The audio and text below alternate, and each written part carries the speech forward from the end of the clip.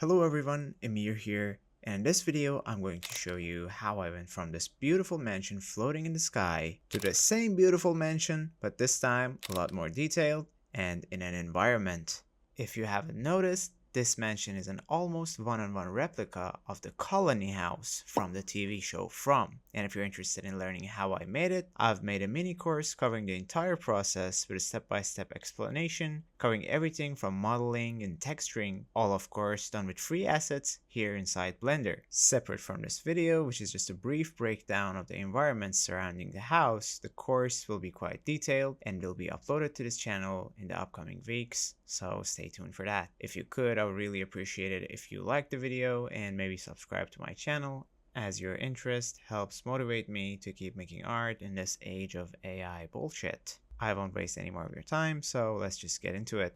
Window stuff, I guess. Okay, let's add some stuff to our house. Firstly, to the front of my windows, I'm going to add some barricade and I'm going to add some shutters and pieces of cloth behind them. The barricades are going to be made of some simple cubes that I shape like pieces of wood, just duplicate on the window and maybe rotate them a bit just to make them random.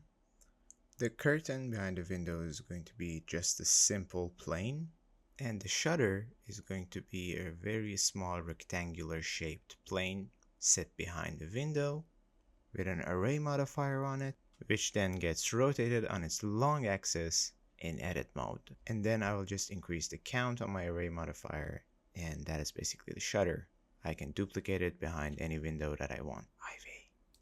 Now in my reference images, I can see that on my porch, on the pillars and these little arcs on top of them, there's some ivy. So I'm going to use the ivy generation add-on that comes with Blender to add some ivy. If you don't have it, you're going to go Edit, Preferences, Add-ons, and search for ivy, and then install it.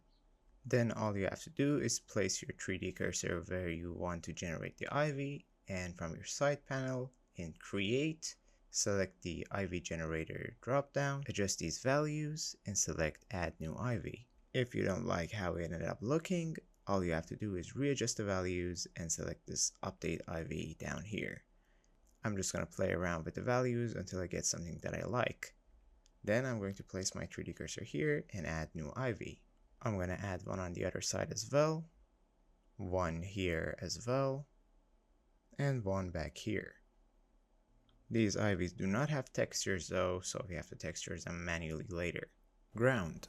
Now I'm going to add the ground, and to do that I'm just going to add a cube that surrounds my house, and I'm going to hide the house and use the cube as a placeholder. Then I'm going to press Shift A and I'm going to add a plane, and I'm going to scale it up a lot.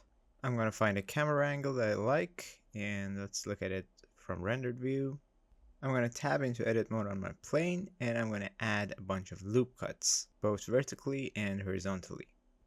Then using the proportional editing tool, I'm going to move the vertices around and create hills and terrain shapes in general. Most of this is going to be covered by trees and grass later on, so we don't really need any detail.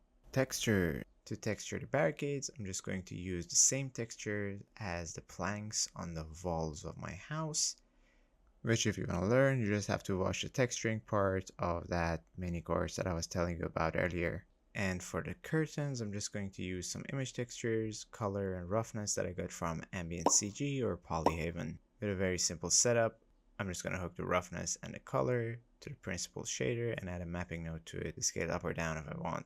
The shutters are very simple, just a transparent BSDF and a principled BSDF plugged into a mix shader into the material output. I also added a noise texture to the base color of my principled. To the curtains, I also added some loop cuts and randomly selected them and moved them on a different axis so they look bent and more cloth-like. The texturing process for the ivy is a bit different. I'm going to have to texture the vines and the leaves separately. For the vines, I'm just going to add a principled BSDF and set it to a somewhat dark brown color. And that is enough. To texture the leaves, I'm going to import an image texture, a PNG image of a leaf that I got from Polyhaven. I'm going to plug the color into the base color and the alpha into the alpha. As you can see, they're facing the wrong direction, so I'm going to press Ctrl T on my image texture, add a mapping node, and set the rotation of the z-axis to -90. I also use the color of the image texture and put it through a height of a bump node and add it to the normal of my principled PSDF to get some normal detail on my leaves. I'm also going to use my color and hook it up to a translucent BSDF, which then I combine with my principled BSDF using an add shader. Then I'm going to add a hue saturation node in between to control the color of my leaves. This is going to add that little bit of translucency to my leaves that leaves in real life have. Then I'm going to plug the color into the roughness and use a color ramp in between to control the roughness of my leaves. And finally, one last hue saturation node between the color and the base color of my BSDF to control the final color of the leaves. After a bit of tweaking, this is what we got. It's worth mentioning that I learned all of this texturing process of the ivies from Covingsworth, so check him out. Look at me giving a shout out to the less popular YouTubers. The texture for the ground is going to be pretty simple, just a bunch of image textures that I got from Polyhaven. Color, roughness, and normal plugged into the principled BSDF with a mapping node to control the scale. Very simple. As I've already said, this is going to be mostly covered by trees and plants, so I'm not really going to spend any time on it. I'm going to use my human model as a reference to see how big or small the texture should be. Plants. Now I'm going to bring in some tree models that I got from Botanique and some grass models that I think I got from Polyhaven. Now I'm going to add a cube to the base of each of my trees, and I'm going to make a little block out tree shape so later I can populate this around my environment using geometry nodes and not have my computer melt. So instead of actually populating the high poly tree model and having to render it in my viewport, I'll just populate these little cubes. For the same reason, I'm going to do something somewhat similar with my grass collection. I'm going to duplicate them and then put each of them in different collections. So these are going to be called grass 1 low, which means low poly, and then those are going to be grass 2 low poly, grass 3 low poly, and the original ones are going to be high poly. Then these duplicated models, I'm going to use the decimate modifier to reduce the vertices and the face count on them. Now I'm going to split my screen, switch the bottom tab to geometry nodes. I want to select my terrain. I'm going to add new, and I'm going to call it grass. This geometry node setup for populating plant and trees and stuff on the terrain I've learned from Covingsworth, and he has a great video on his YouTube channel. Awesome environment artist, and if you want to learn more in depth about it, you can check out his channel. I'm just going to quickly say what nodes I use to make mine. So first, we need an instant on points node, and behind it we need a distribute points on faces nodes, and we're going to set it to Poisson desk. I'm not really sure how to pronounce it. We need a join geometry node that's going to connect into the output. It's also going to be connected to the input, so we can not only see the points that we're distributing on the faces, but we can also see the actual geometry. Now from our collection, we're just going to drag in one of the collections, grass 1 low, for example. Make sure to check separate children and reset children, then plug it into the instance on our instance on points nodes. This is what we get. Then we're going to use an isViewport and drag in our high poly collection, and we're going to use a switch node to switch between the two. Press N, and on my group input node, I'm going to add a new input. I'm going to call it grass weight. Then up here, I'm going to switch to weight paint mode. Down here, I'm going to add a new vertex group. I'm going to call it grass. And in the modifiers panel, under my geometry node modifier, I'm going to select grass for grass weight. Now wherever I paint in that vertex group is going to be where we're going to see plants.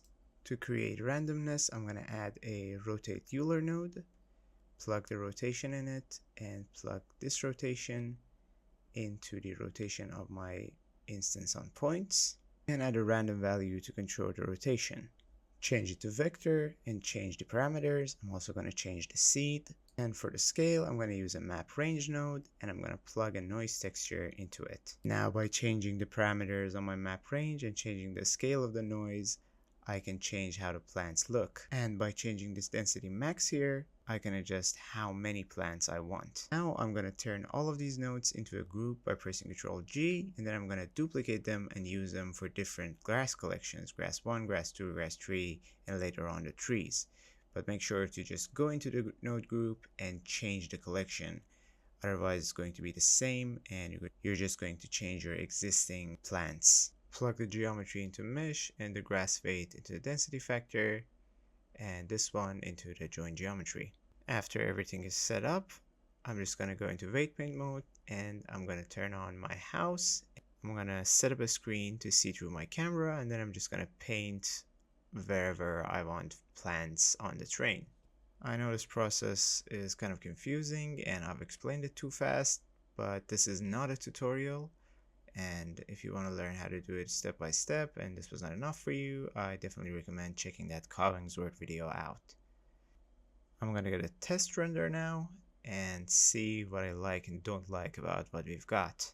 This entire process is pretty similar for the trees. It's just a lot of painting around, adjusting the size and different stuff. The only big difference is that when you populate the trees around the environment, you're going to see the sky through the tree trunks, which looks weird. And in order to fix that, we're going to tab into edit mode on our terrain plane and we're going to select the sides and we're going to turn on proportional editing, press G and bring them down. This will cause some trees to go lower and the top of those trees, the leaves are going to cover up behind the trunk and you're not going to see the sky behind, which is going to create this little deep jungle illusion. Ground detail. After setting up my camera, trying out some different HDRIs, a potential night scene, different HDRI angles, different amount of scale, density, color, hue, saturation and stuff for the grass, and different scale, seed, and density for the trees in the background, I thought it was time to add something new to the scene. So I added a plane to this little dirt road section that isn't covered by grass in front of the house. I scaled it up a bit and using the same texture that I used to texture the entire terrain, I textured it, but this time I also used displacement map. After some adjustments, I applied the modifier and duplicated this high detailed geometry on the road. I did some optimizations using decimate modifiers and deleting unnecessary parts, and now if we look at everything through the camera perspective, we can see that the ground that was not detailed is now nice and detailed. I also added an image plane of a sky in the background, which I'm going to use as my sky background, and I added some emission to it from the shader editor. Also, I changed the hue a bit, desaturated it to fit the theme. I also added a mist pass, so later on I could use it to create some environmental fog and haze without actually having to use volumetrics, which is quite expensive. Just lots of stuff. With everything in my scene basically finished, I added a bunch of stuff, different models of different things that I downloaded from Ambient CG, Polyhaven, and Sketchfab, and I scattered them around my environment on my house to make it look more detailed and interesting. This included plants, flowers, a swing, ivies, chairs, desks, tools, and more.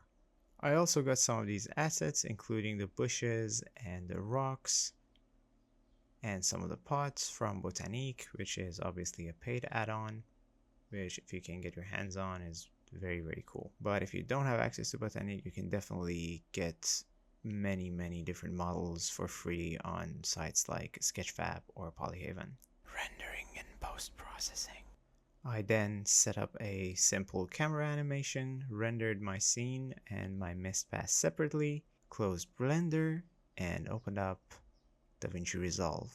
I import my image sequence into DaVinci. I also drag in my mist image sequence and put it on top of my normal image sequence. I set the blend mode to screen and decrease the opacity to 0 for now. Then I select my normal image sequence and switch to the color tab, where I'm going to add a blur node. Just a very soft Gaussian blur, if that's how you pronounce it. Then I'll add another node called a vignette, and obviously drag in a vignette on top of it. Just a very soft vignette around the edges, nothing too crazy. Then I'm going to add a chromatic aberration node. People always say to avoid going too far with this node, with this effect, but I just generally really love the way it looks, and I always go a bit extra. That depends on your taste. Then add a film grain node, very simple. Then some subtle glow. When I'm done adjusting that, I'm going to add a second blur node, which is going to be a directional blur. I really like this effect as well. Then I add some more nodes and stack them up on top of each other, give them numbers, and play around with the colors, sharpness, shadow, midtones, highlight values. Color correction is a very strong tool that you can use. It can totally make or break your renders, and it's a very personal thing, so you should do whatever you feel like you want your scene to look like. When all of that is done, I go back to the edit tab. I add some black bars from the cropping section to make my render look more cinematic, and I like to distort the lens using the lens correction a bit. I don't know, I just like the effect, I guess. Then I will increase the opacity on my mist layer, and I will add the same effects here in the editing tab to that mist layer, including the black bars and the lens distortion. I'll also do some slight color correction on it in the color tab, and when all of that is done, I'll render from the deliver tab. And that is basically how we do this. If you're interested in learning how to make the house model and texture it on its own, you can watch my little 8-part course on how I modeled and textured the house. It's very detailed, not like this video, which is just a breakdown of me talking about how I make this environment. And like and subscribe. Thanks for watching. Bye bye.